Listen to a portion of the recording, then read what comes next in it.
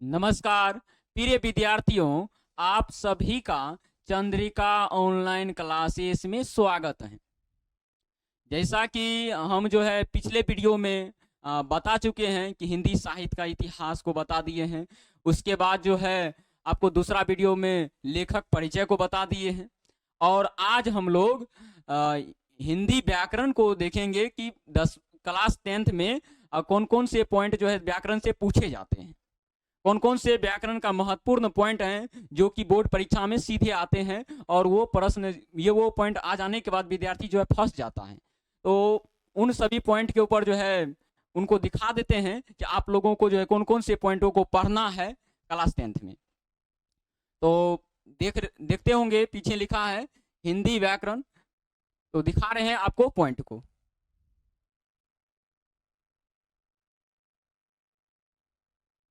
अब देखिए, चाहे आप क्लास 9th में कि 6 में है, किसी भी क्लास में हैं, आपके लिए ये व्याकरण जरूरी है। तो सबसे पहले हिंदी व्याकरण में आपको पहला पॉइंट जो होता है वह है भाषा, क्योंकि एक प्रकार का हिंदी भाषा है। तो भाषा को पढ़ना है। पहला पॉइंट क्या है? भाषा। पहला आपका भाषा है।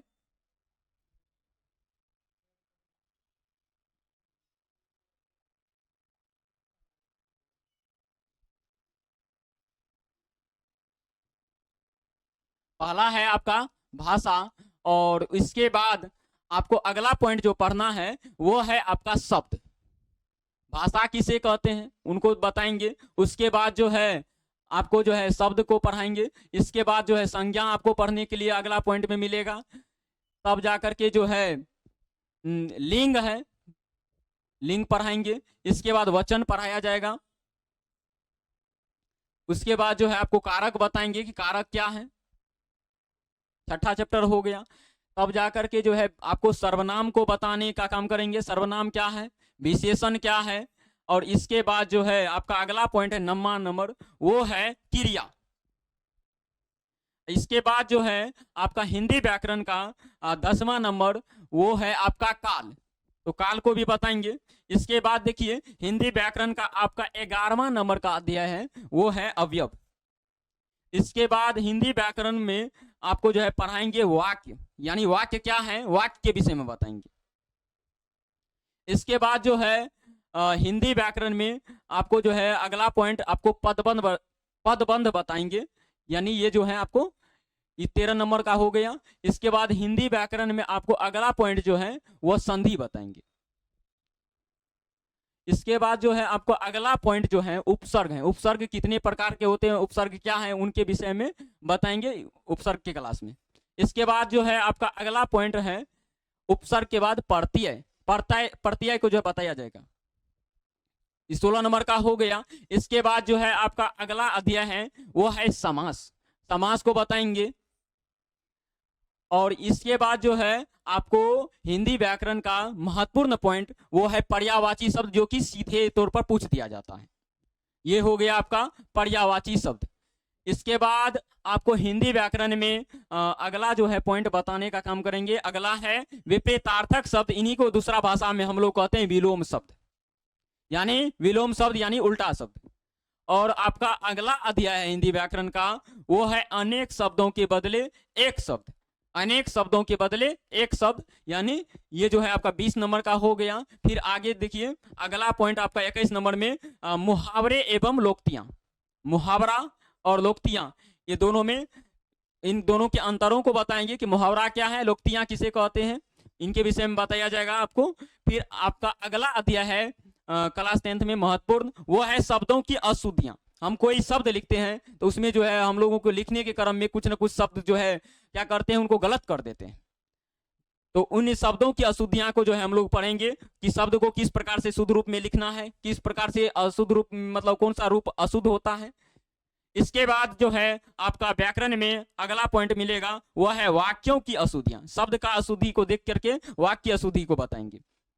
लेकिन इन सभी पॉइंटों को पढ़ने से पहले मैं आपको बता दूं कि अगर कोई आपसे पूछ ले कि हिंदी क्या है, अगर कोई व्यक्ति आपसे पूछ दिया, मतलब कोई पूछ दे अचानक से, वैसे पूछता नहीं है, अगर मान लीजिए कि पूछ दे कि हिंदी क्या है, हिंदी भाषा के जनक कौन है, हिंदी दिवस कब मनाई जाती है, तो हमको लग रहा है कि आप जो है इन सभी पॉइंटों में फंस जाइएगा। तो उन सभी बातों को जो है आज हम बताएंगे कि हिंदी क्या है, हिंदी दिवस कब मनाई जाती है, हिंदी भाषा को किस लिपि में लिखते हैं, हिंदी भाषा के प्रथम कवि कौन है, हिंदी भाषा के प्रथम कवित्री कौन है, इन तमाम विषय को पर चर्चा करेंगे। तो सबसे पहले आपको जो है हिंदी क्या है उनको देख लीजिए। सबसे पहले हिंदी क्या है, कोई अगर पूछे तब।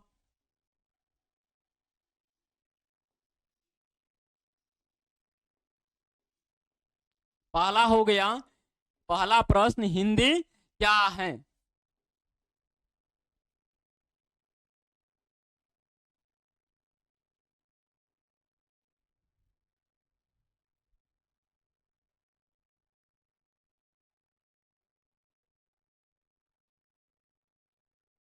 अब देखिए हिंदी क्या है, तो हिंदी एक प्रकार की भाषा है, हिंदी एक प्रकार की भाषा है जो हमारी मातृभाषा एवं राजकीय भाषा है। हिंदी एक प्रकार की भाषा है जो हमारी मातृभाषा एवं राजकीय भाषा है। क्या लिखेंगे उत्तर में?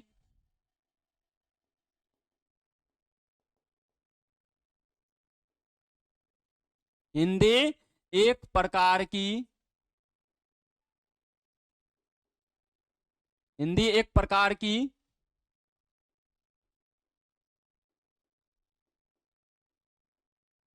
भाषा है जो, हिंदी एक प्रकार की भाषा है जो हमारी, देखिए हिंदी एक प्रकार की भाषा है जो हमारी राजकीय भाषा एवं मातृभाषा है। और आपसे अगर पूछा जाए कि हिंदी दिवस कब मनाई जाती है, तो उनको बता दें हिंदी दिवस मतलब दो प्रकार के होते हैं, एक होता है राष्ट्रीय स्तर पर, एक होता है अंतर्राष्ट्रीय स्तर पर। अगर पूछा जाए कि राष्ट्रीय हिंदी दिवस कब मनाई जाती है तो 14 सितंबर, और अंतर्राष्ट्रीय हिंदी दिवस कब मनाई जाती है तो 10 जनवरी। तो राष्ट्रीय हिंदी दिवस कब मनाई जाती है?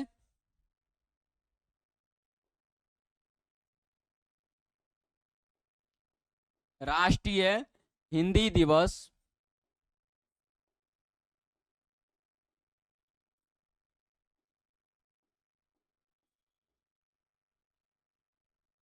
कब मनाई जाती है? राष्ट्रीय हिंदी दिवस कब मनाई जाती है, तो आपको बताना है उत्तर में 14 सितंबर। राष्ट्रीय हिंदी दिवस कब मनाई जाती है? 14 सितंबर। और आपसे पूछा जाए कि अंतरराष्ट्रीय हिंदी दिवस कब मनाई जाती है तो 10 जनवरी। अगला प्रश्न हो गया आपका, अंतरराष्ट्रीय हिंदी दिवस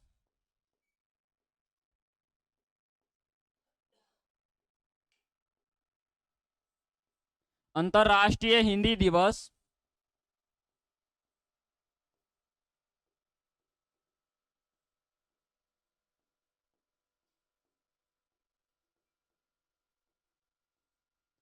कब मनाई जाती है?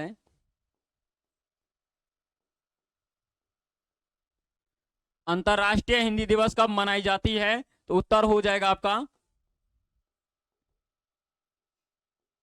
10 जनवरी। अंतरराष्ट्रीय हिंदी दिवस कब मनाई जाती है तो 10 जनवरी। इसके बाद हिंदी भाषा को किस लिपि में लिखते हैं? हिंदी भाषा को किस लिपि में लिखते हैं? देवनागरी लिपि में। अगला पॉइंट हो गया आपका,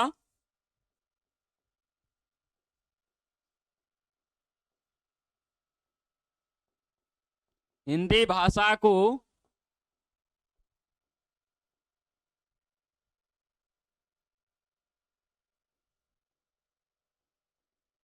किस लिपि में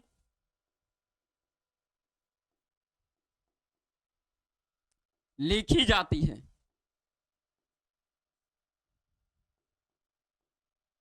हिंदी भाषा को किस लिपि में लिखी जाती है? देवनागरी लिपि में।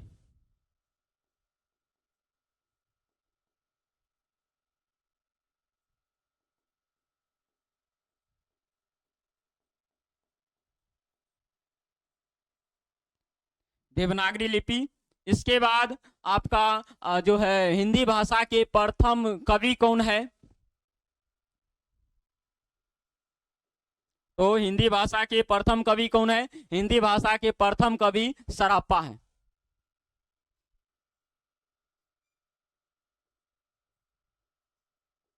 हिंदी भाषा के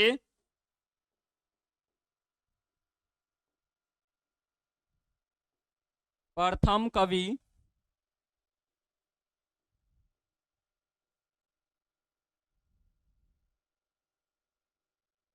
हिंदी भाषा के प्रथम कवि कौन है? तो हिंदी भाषा के प्रथम कवि आपका हो जाएगा सरहप्पा, और सरहप्पा का दूसरा नाम होता है सरहपाद। सरहप्पा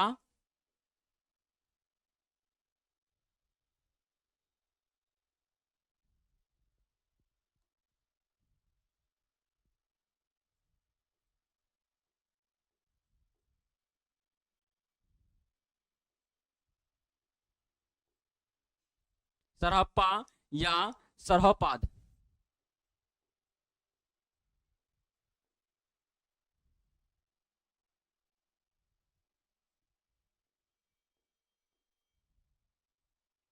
आपका दो नाम हो गया इनका, एक है सरहप्पा या सरहपादिनी को कहते हैं। इसके बाद हिंदी भाषा के प्रथम कवित्री कौन है? तो उनको जो है देख लेते हैं। हिंदी भाषा के प्रथम कवित्री आपका हो गया मीराबाई।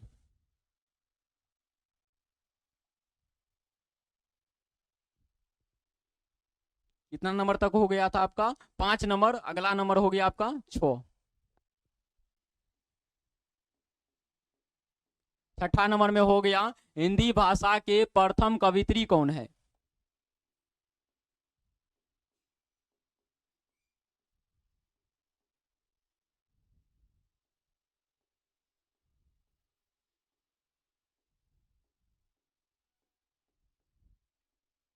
हिंदी भाषा के प्रथम कवित्री कौन है? उत्तर में हो गया मीराबाई।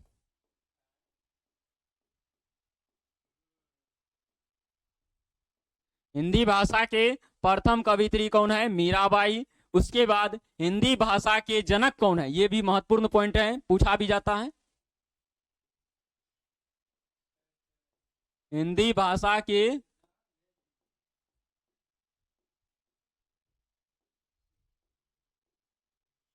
जनक यानी पिता, यानी जनक कौन है?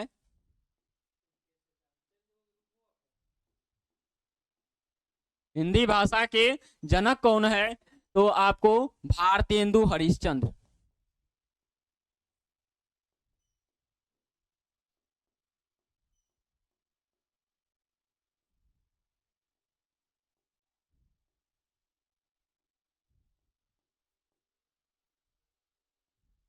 भारतेंदु हरिश्चंद्र हिंदी भाषा के आपका जनक हो गया। उसके बाद अगर पूछा जाए कि हिंदी व्याकरण के जनक कौन है, तो दामोदर पंडित।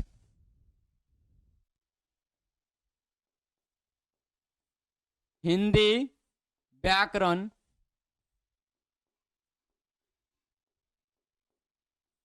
के जनक कौन है? हिंदी व्याकरण के जनक कौन है? उत्तर में हो गया दामोदर पंडित।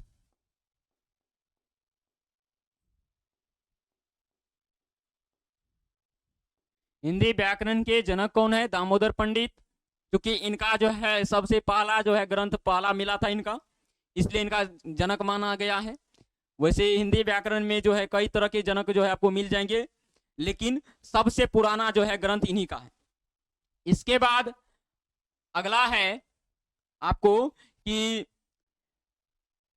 हिंदी भाषा जो है मतलब भारतीय संविधान के किस अनुसूची में हिंदी भाषा का उल्लेख है? तो भारतीय संविधान के 8वीं अनुसूची में हिंदी भाषा का उल्लेख मिलता है। तो सबसे पहले उस 8वीं अनुसूची के अंतर्गत कितनी भाषा को जो है मान्यता प्राप्त है उनको देख लेते हैं। अगर पूछा जाए कि भारतीय संविधान में 8वीं अनुसूची के अंतर्गत कुल कितनी भाषा को मान्यता प्राप्त है, तो 22 भाषा। और 22 भाषा कौन कौन से हैं उनको दिखा देते हैं।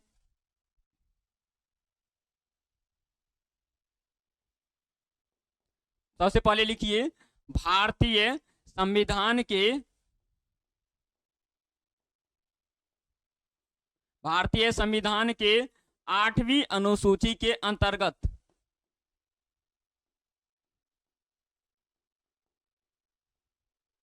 भारतीय संविधान के 8वीं अनुसूची के अंतर्गत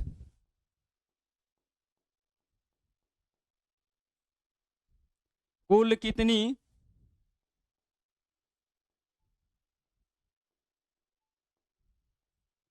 भाषा को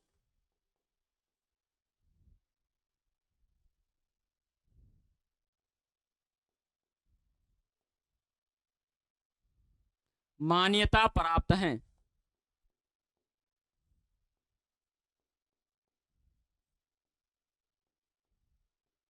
भारतीय संविधान के 8वीं अनुसूची के अंतर्गत कुल कितनी भाषा को मान्यता प्राप्त है, तो आपका हो जाएगा उत्तर में 22 भाषा।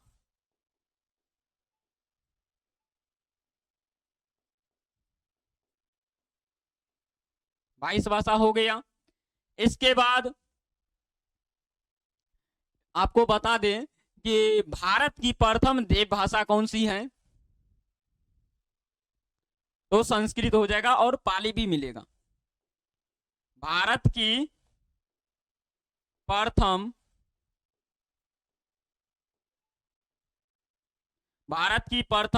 देव भाषा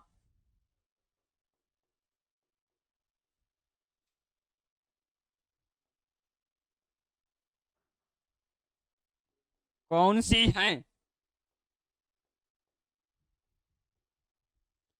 तो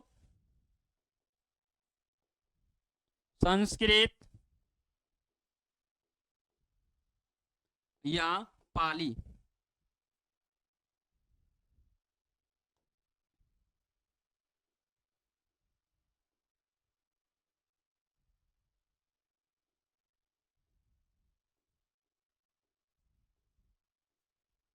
ये हो गया।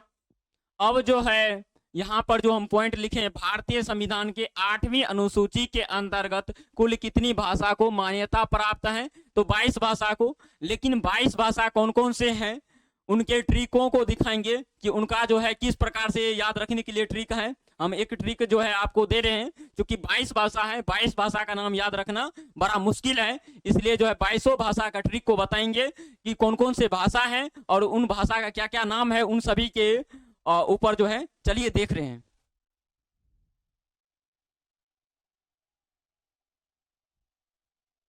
अब देखिए भारतीय संविधान में 8वीं अनुसूची के अंतर्गत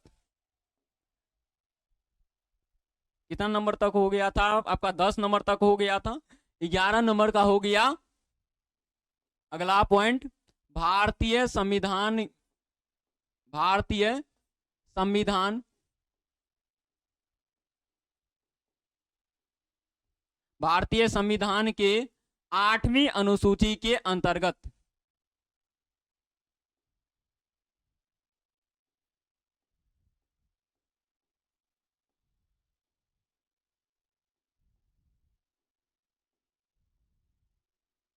आठवीं अनुसूची के अंतर्गत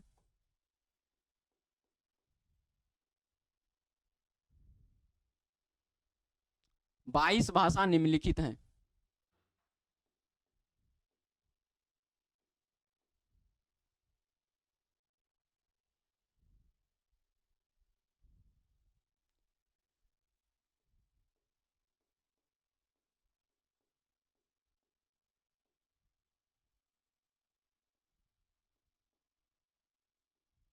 अब कौन कौन से हैं, तो सबसे पहले उनका ट्रिक को देख लेते हैं कि उनके ट्रिक को जो है किस प्रकार से, ट्रिक देने के बाद ये होता है कि किसी भी तरह का पॉइंट जो है ना वो आपको याद हो जाएगा। चाहे किसी तरह का पॉइंट आप अगर देखिएगा, चाहे हम आपको जो है हिंदी व्याकरण में जितने भी पॉइंट पढ़ाएंगे सभी का सभी जो है आपको ट्रिक वाइज होगा और उनको याद रखने में बड़ा जो है सहूलियत होगी।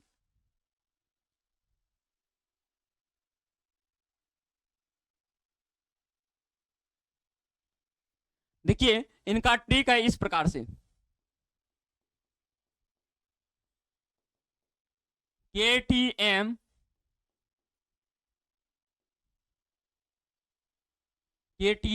बस, KTM बस हैंड अप गो।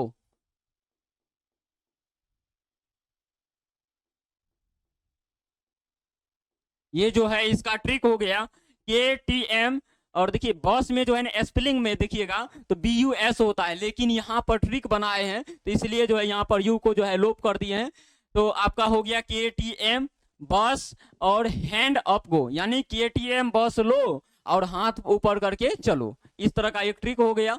अब जो है याद रखने के लिए आपको बता दे कि जो है के से कितनी भाषा होगा, तो इन दोनों से आपको बताएंगे कि इन दोनों से जो है कौन कौन से मतलब कितने भाषा हैं के में। तो देखिए K3 T2 और M4, ठीक ना, K3 T2 M4। इधर जो है याद रखिएगा, इधर क्या है 4 के बाद 2 है इधर पहले, तो इधर हो जाएगा 4 के बाद 2 ही। इधर जो है आपका 2 से पहले क्या है 3, तो इधर भी आप 3 ही रखिए।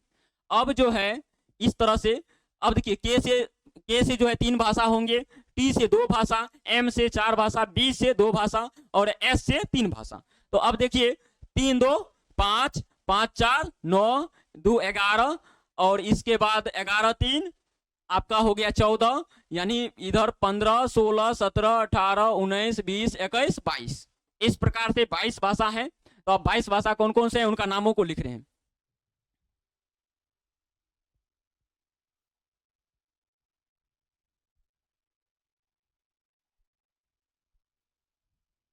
अब देखिए आपको के से जो है 3 भाषा मिलेंगे। के से कितने भाषा, 3 भाषा। देखिए कोंकणी, कन्नड़ और कश्मीरी।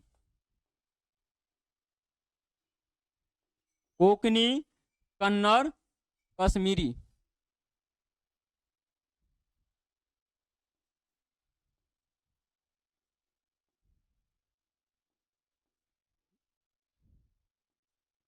कोंकणी, कन्नड़, कश्मीरी। इसके बाद जो है 3 हो गया, कोंकणी, कन्नड़, कश्मीरी। इसके बाद जो है आपको टी से 2 भाषा होंगे, आपका हो गया तमिल, याद रखिए तमिल। इसके बाद तेलुगु, तमिल और तेलुगु, तमिल तेलुगु। इसके बाद जो है एम से कितना है 4, एम से 4, एम से 4 हो गया। तो कौन कौन होगा, तो देख लीजिए मणिपुरी,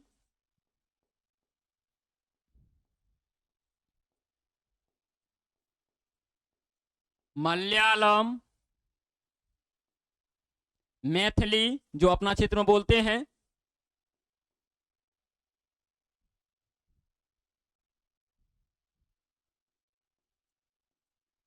मैथिली। इसके बाद जो है मणिपुरी, मलयालम, मैथिली। इसके बाद आपको जो है मराठी। ये 4 भाषा हो गया। इसके बाद जो है आपका अगला भाषा है बी से 2, बी से कितना 2 है।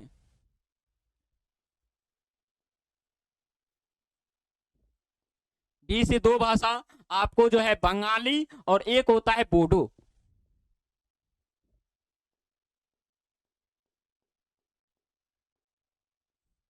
बंगाली और बोडो हो जाएगा, बंगाली और बोडो भाषा यानी बी से हो गया। इसके बाद एस से कितना 3 भाषा लिया गया है, एस से कितना 3, एस से आपका हो गया 3।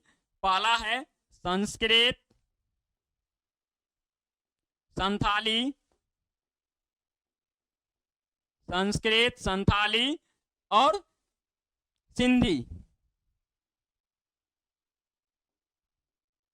संस्कृत, संथाली और सिंधी हो गया, एस से 3 भाषा। इसके बाद जो है एच से, मतलब इस सब में जो है नहीं है कुछ लगा हुआ, तो एक एक है सब में। तो एच से कितना, एक ही है, वो है हिंदी। यहां देखिए सिंधी तो हिंदी थोड़ा सा बन रहा है यहाँ पर। इसके बाद जो है ए से क्या होगा, ए से भी एक ही भाषा है, वो है आपको असमिया, असम में बोला जाता है। इसके बाद एन से कितना होगा, एन से भी एक ही है, वो है नेपाली।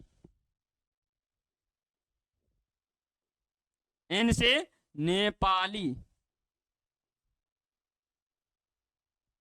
इसके बाद आपको जो है बता दें, एन से जो है एक भाषा है, यानी नेपाली लिख दिए। उसके बाद डी से एक है, डी से एक डोगरी। इसके बाद जो है यू से आपको एक ही भाषा है, यू से उर्दू। इसके बाद अब देखिए पी से कितने हैं, तो पी से भी एक ही है, वो है आपका पंजाबी। पी से पंजाबी। फिर आपका जो है जी से गुजराती हो जाएगा।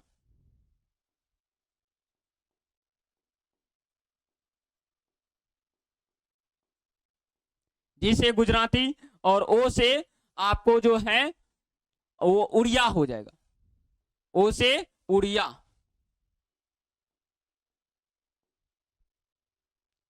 तो ये जो है आपका 22 भाषा है।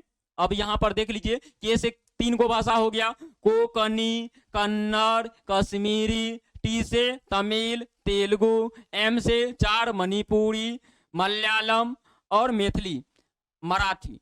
इसके बाद बी से जो है 2 भाषा आपको बंगाली, बोडो। एस से 3 भाषा आपको जो है संस्कृत, संथाली, सिंधी।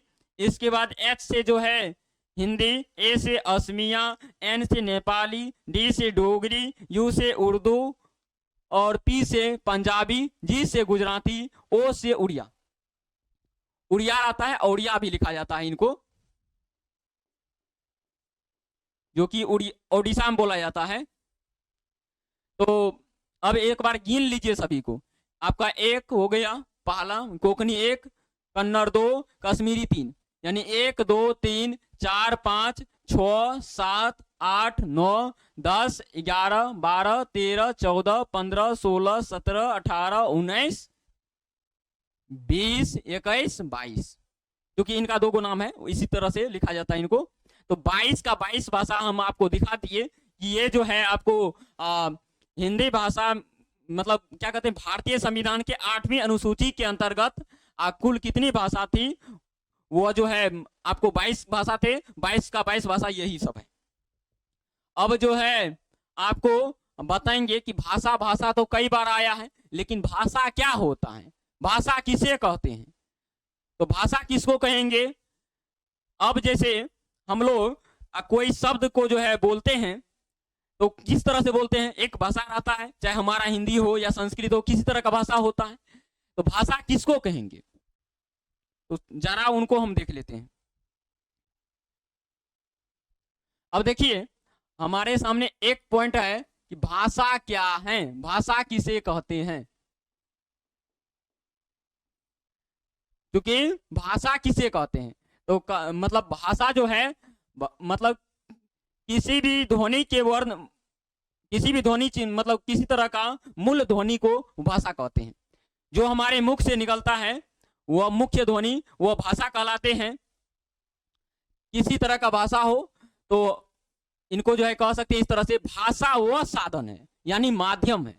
भाषा वह साधन है, माध्यम है, जिसके द्वारा मनुष्य अपने मन के भाव यानी विचार को लिख करके, पढ़ करके, बोल करके, समझ करके, प्रकट करते हैं, यानी सामने प्रस्तुत करते हैं, उसे भाषा कहते हैं। तो भाषा किसे कहते हैं? तो देख लेते हैं। भाषा वह साधन है,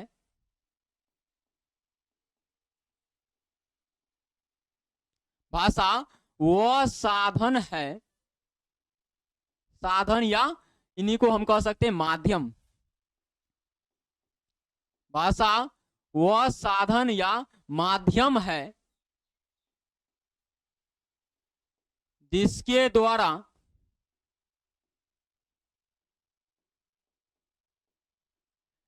द्वारा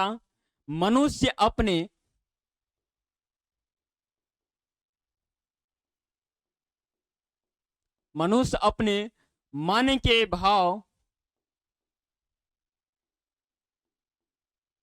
कहने का मतलब विचार, भाव का मतलब विचार,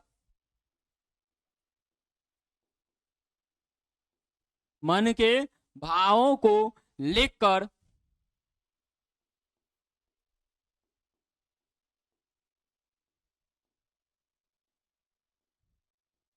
बोलकर, लिखकर, बोलकर या समझकर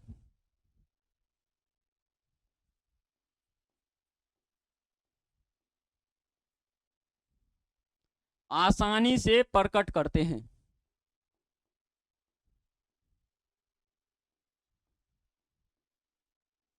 आसानी से प्रकट करते हैं,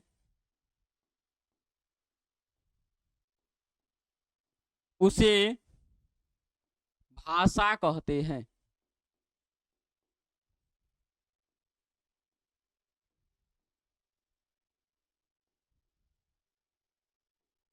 अब देखिए, भाषा वह साधन माध्यम है, भाषा वह साधन या माध्यम है जिसके द्वारा मनुष्य अपने मन के भावों यानी विचारों को लिखकर, बोलकर या समझकर आसानी से प्रकट करते हैं, उसे भाषा कहते हैं। अब भाषा के कितने प्रकार होते हैं, भाषा को कितने रूपों में व्यक्त करते हैं, तो उन भाषा के रूपों को देख लेते हैं।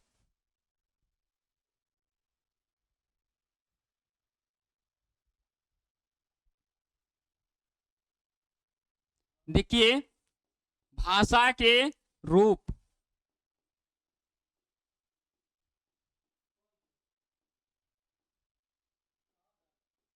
भाषा के रूप। अब जो है भाषा को कहीं कहीं जो है आपको मिलेगा किसी किसी किताब में कि भाषा के दो रूप होते हैं, एक होता है मौखिक, एक होता है लिखित। लेकिन वास्तविक रूप से अगर दो रहेगा तो दो भी होगा, यानी तो सांकेतिक भी होता है। एक होता है भाषा का जो है, भाषा को तीन तरह से हम व्यक्त करते हैं। एक होता है मौखिक, मौखिक में क्या करते हैं, बोल करके या सुन करके व्यक्त करते हैं। और एक होता है लिखित, जिसमें हम लिख करके या पढ़ करके, पढ़ना लिखना हो गया। इसके बाद जो है सांकेतिक में क्या करते हैं, संकेत या इशारा करके समझते हैं। तो भाषा के तीन रूप होते हैं। पहला होता है मौखिक, मौखिक भाषा, और दूसरा होता है लिखित, लिखित भाषा, और तीसरा होता है आपका सांकेतिक भाषा।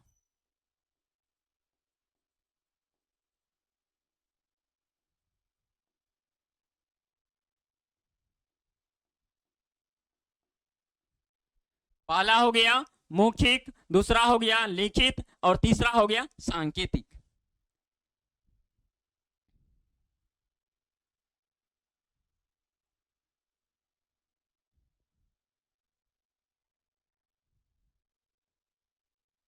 देखिए, मौखिक है तो मौखिक जो है किनको कहेंगे, मौखिक भाषा किसे कहते हैं? मान लीजिए कि हम भाषा नहीं जान रहे, मौखिक भाषा क्या है, किसको कहेंगे मौखिक भाषा? तो मौखिक भाषा किसको कहेंगे? तो देखिए, जिन भाषा को बोलकर या सुनकर समझ लेते हैं वह मौखिक भाषा हो गया। जिन भाषा को लिखकर या पढ़ करके समझते हैं उसे लिखित भाषा। जिन भाषा को संकेत या इशारा करके समझते हैं वह सांकेतिक भाषा। इसमें हो गया आपका कौन कौन हो जाएगा? तो मौखिक में आपको जो है क्या कहते हैं, बोलकर या सुनकर।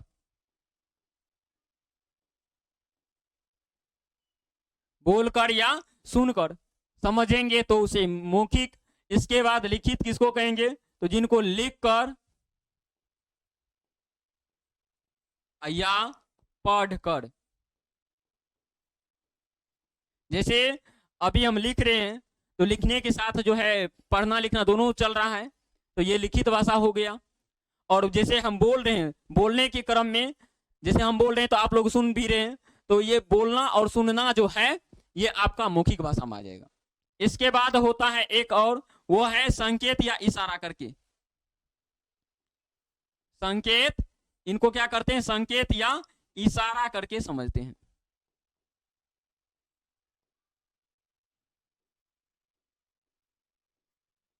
तो आपका जो है 3 प्रकार से भाषा को व्यक्त करते हैं। एक होता है मौखिक, एक होता है लिखित, एक होता है सांकेतिक। अब जैसे कोई व्यक्ति कहीं पर बैठे हुए हैं, 10 आदमी के बीच बैठे हुए हैं, तो वहां पर जाकर के जो है हम लोग कुछ कह नहीं सकते हैं, क्योंकि वहां पर एक मर्यादा रखते हैं, मर्यादा बना करके रखते हैं कि जो है वहां पर हम बिना बोले ही सारा बातों को जो है संकेत के माध्यम से इशारा कर करके समझा देते हैं। जैसे चाय मांगना हो, पानी मांगना हो, इस तरह से। तो मौखिक भाषा किसे कहते हैं, उनको जो है थोड़ा परिभाषा इनको लिख देते हैं आगे। देखिए मौखिक भाषा किसे कहते हैं।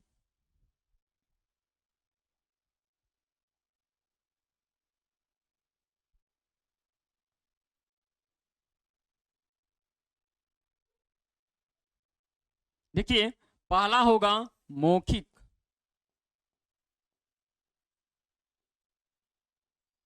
मौखिक भाषा किसे कहते हैं,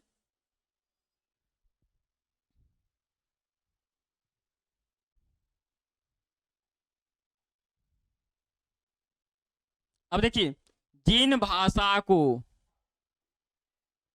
जिन भाषा को क्या है लिखा हुआ यहां, बोलकर या सुनकर।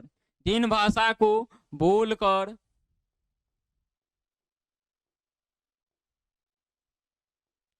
या सुनकर, जिन भाषा को बोलकर या सुनकर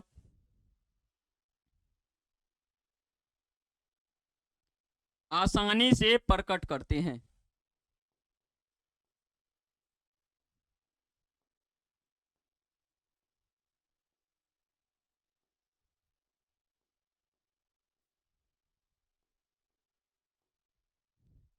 उसे मौखिक भाषा कहते हैं।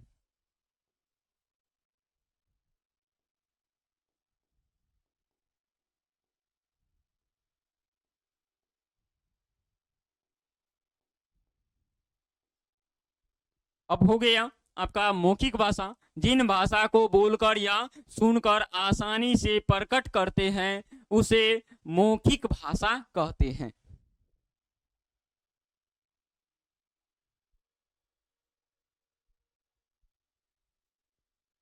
देखिए इनको जो है मौखिक भाषा को क्या कहते हैं, तो भाषा की मूल भाषा क्या है, तो मौखिक है। भाषा का मूल रूप, मूल मतलब क्या होता है, मुख्य होता है।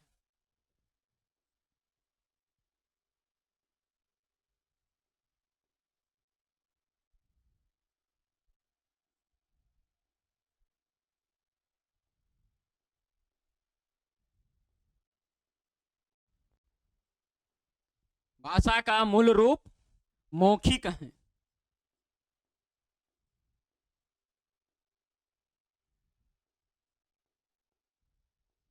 भाषा का मूल रूप मौखिक है। इसके बाद मौखिक भाषा में जैसे बोलना, बातचीत करना, ये सब आ जाएंगे, इनको लिख देते हैं।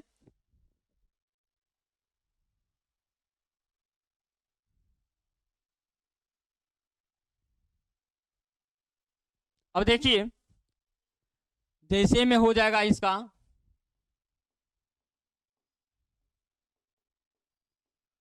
बातचीत करना,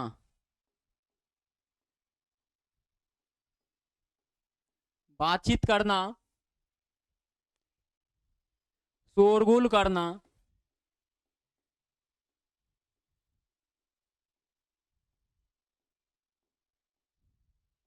या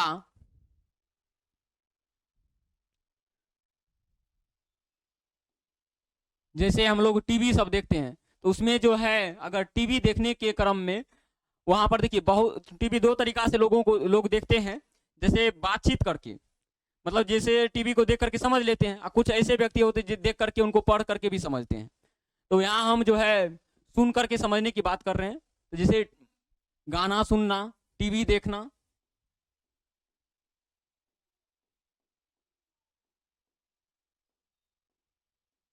ये आ गया इसमें। अब जो है आपको अगला जो प्रकार था, अगला प्रकार आपका था मौखिक। कौन सा भाषा था आपका? अगला था लिखित। अगला है लिखित।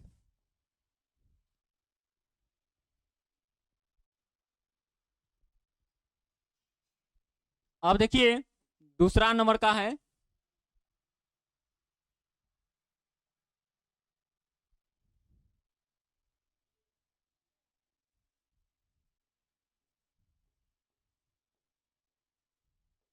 लिखित भाषा। लिखित भाषा किसे कहते हैं? तो जिन भाषा को क्या करेंगे, जिन भाषा को लिखकर या पढ़कर आसानी से समझ जाते हैं, जिन भाषा को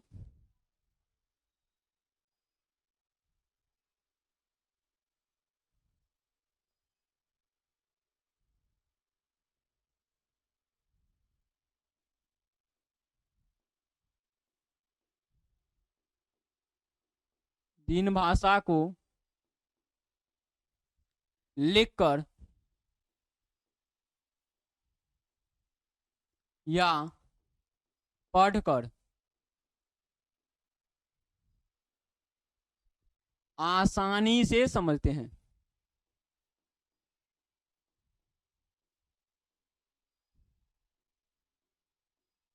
आसानी से समझते हैं,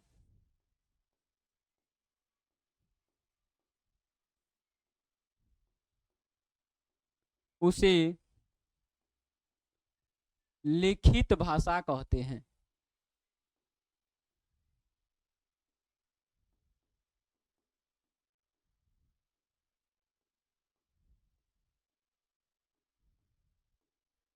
अब जैसे इनका हो जाएगा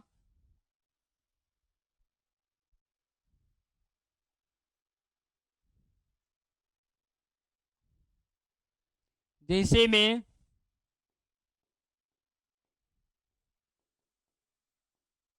जैसे हम लोग पत्र लिखते हैं, उनको पढ़ते हैं, किताब पढ़ते हैं, ये सब आ जाएगा।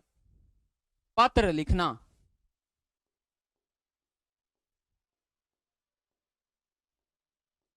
पत्र लिखना, किताब पढ़ना,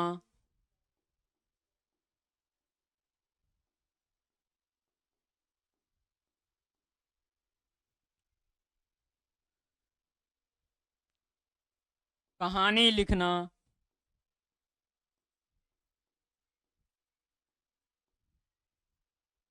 आदि। तो इसमें लिखने और पढ़ने का जहां बात होगा वो लिखित भाषा में आ जाएगा। और आपका अगला है सांकेतिक भाषा।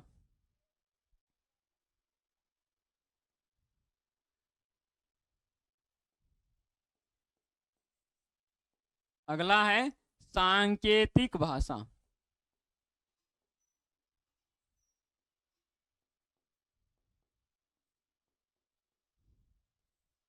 अब इनका परिभाषा क्या होगा? तो जिन भाषा को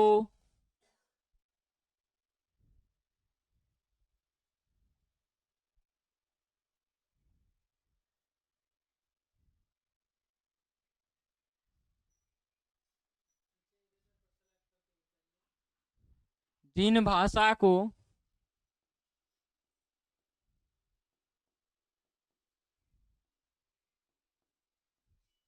संकेत या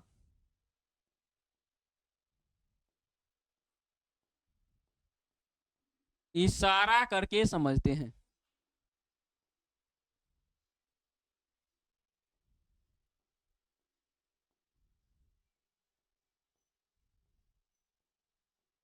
जिन भाषा को संकेत या इशारा करके समझते हैं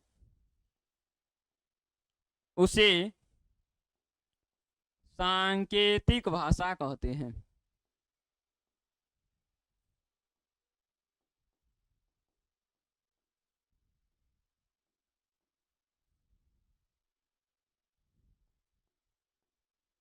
जिन भाषा को संकेत या इशारा करके समझते हैं उसे सांकेतिक भाषा कहते हैं।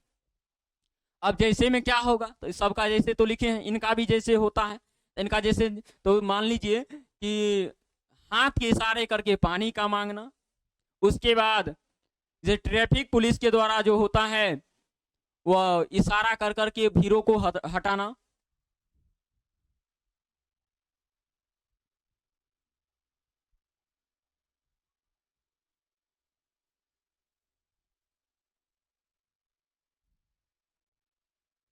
जैसे हो जाएगा आपको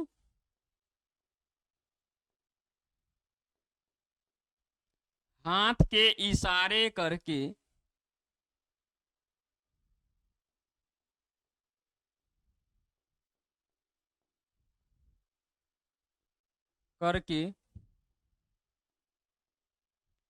चाय या पानी मांगना।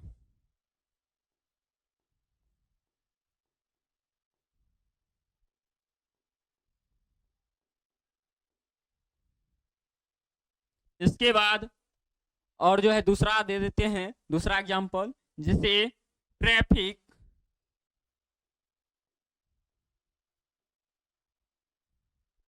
पुलिस के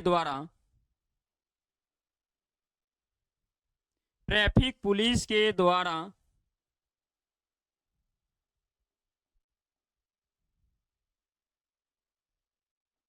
भीड़ को हटाना।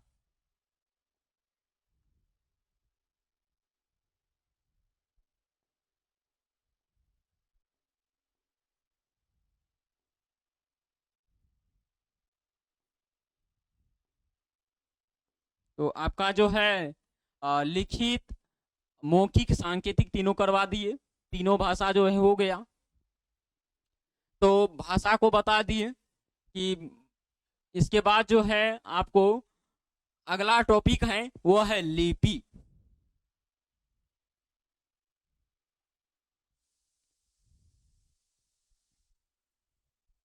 अगला है लिपि।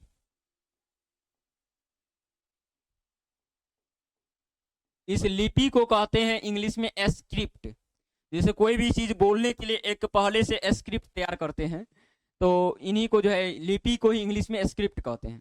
लिपि क्या है, लिपि किसको कहते हैं, इनका भाषा को जान लेते हैं।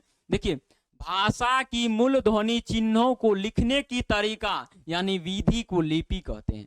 भाषा की मूल ध्वनि चिन्हों को लिखने की विधि या तरीका को क्या कहते हैं, लिपि कहते हैं।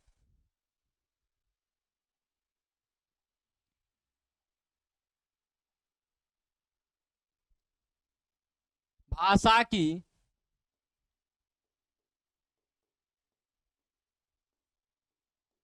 मूल ध्वनि, भाषा की मूल ध्वनि चिन्हों को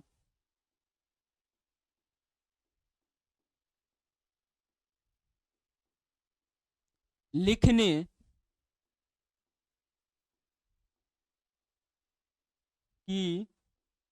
विधि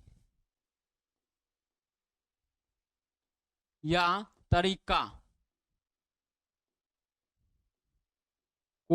तरीका को लिपि कहते हैं।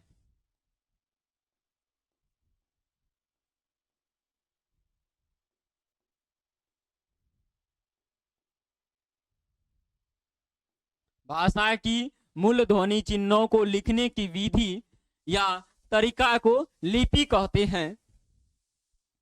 अब देखिए कौन कौन से लिपि होते हैं, दो चार गो जो है लिपि और भाषा का चर्चा कर देते हैं यहाँ।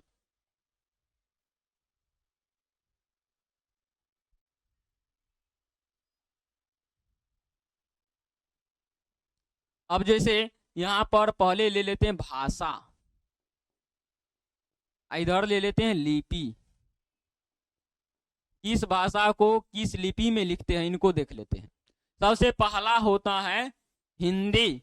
हिंदी हिंदी को किस में लिखते हैं? देवनागरी में। हिंदी को किस में लिखेंगे? हिंदी भाषा को किस लिपि में? देवनागरी, यानी देवों के नगरी से जो है ये उत्पन्न हुए थे, देवनागरी। इसके बाद जो है आपका अगला है संस्कृत, उस किस लिपि में लिखा जाएगा? संस्कृत, ये भी देवनागरी में। इसके बाद आपका अगला है वह है अंग्रेजी।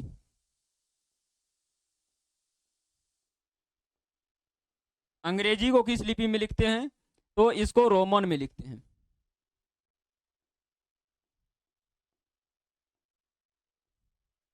इसके बाद जो है आपका अगला है, अगला भाषा दूसरा और ले लेते हैं, जैसे उर्दू, ये सब प्रचलित है। उर्दू को किस लिपि में लिखेंगे? उर्दू को जो है हम लोग फारसी में लिखते हैं।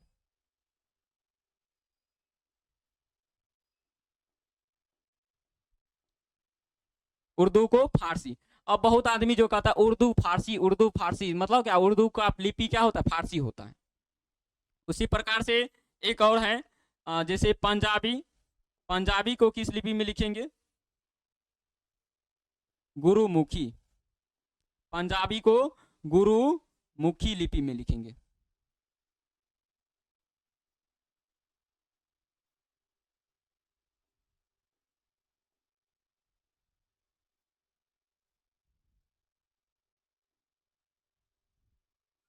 गुरुमुखी हो गया। तो इस प्रकार से मतलब हिंदी भाषा को देवनागरी में लिखते हैं, संस्कृत भाषा को देवनागरी में लिखते हैं, अंग्रेजी को रोमन में, उर्दू को फारसी में, पंजाबी को गुरुमुखी में। तो अब जो है आपको अगले जो है वीडियो में बताएंगे, अगला वाला जो पार्ट होगा उसमें आपको जो है व्याकरण का और भी जो महत्वपूर्ण पॉइंट था, आपका अगला वाला पॉइंट जो है वो आपको जो है बताएंगे।